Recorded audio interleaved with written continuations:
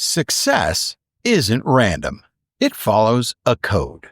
Welcome to the Conant Code, where we break down the strategies, challenge the myths, and uncover the truth in 5 minutes or less. Now, let's crack the code. Most people today think Labor Day is the unofficial end of summer, a barbecue, a day at the lake, maybe a big sale at the mall.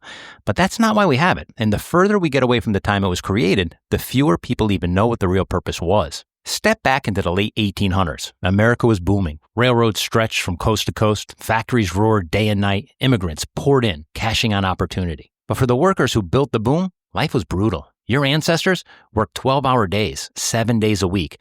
There was no weekends, no paid time off. Children as young as 8 worked in the mills and mines. Safety barely existed. If you got hurt, you were just simply replaced. Can you imagine telling an 8-year-old today they'd have to go work in a coal mine? That kind of pressure gave birth to the labor movement. Workers began to organize. They marched. They went on strike.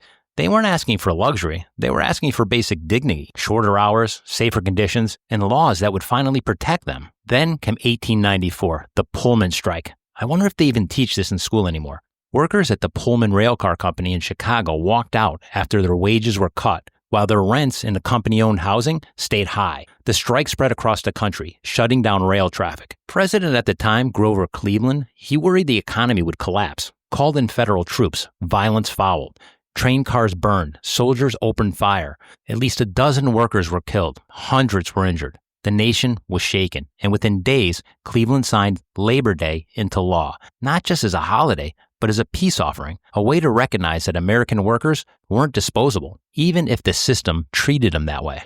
That's where Labor Day comes from blood, from sacrifice, from people who risked everything to demand respect. But the further we get from 1894, the softer the story becomes. For most of us, it's a long weekend, a day off, maybe a cookout. The original meaning fades a little more with each generation. Labor Day exists because people literally died demanding reasonable hours and fair pay. The fact has been buried under parades, fireworks, and hot dogs. And here's something I think we forget. Back then, long hours weren't a choice. They were a condition. You worked 12 hours, 6 or 7 days a week, or you lost your job. And once you lost your job, you and your family lost your chance of survival because someone more desperate would take your place, and there was always someone more desperate.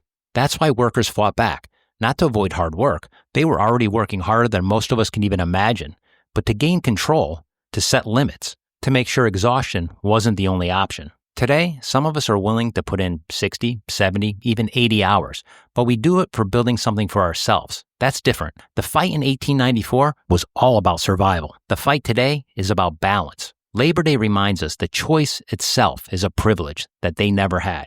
So this Labor Day, remember where it all came from. It wasn't given to us. It was won by people who put their jobs, their livelihoods, in some cases, their lives on the line. Labor Day is a reminder that the weekend you enjoy was built on their sacrifice. And that, my friends, is the Conant Code. That's it for this episode of the Conant Code. If you got something out of it, share it with a friend, follow the show, and leave a review on your favorite podcast platform.